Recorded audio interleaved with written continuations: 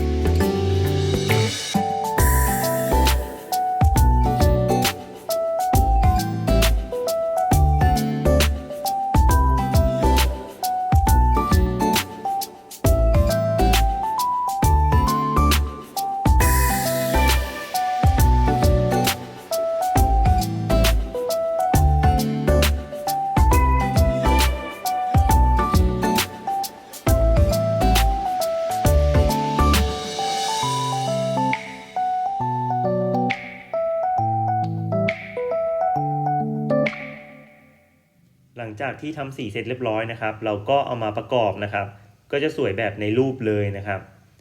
คันนี้เราดัดคอท่อไอเสียขึ้นนะครับจะได้ไม่ต้องโดนล้อแล้วก็โดนเผานะครับส่วนด้านหลังนะครับเราติดตั้งหัวบอลแล้วก็จุดยึดหัวบอลเพิ่มเข้าไปนะครับด้านล่างมีตัวดึงโซ่นะครับ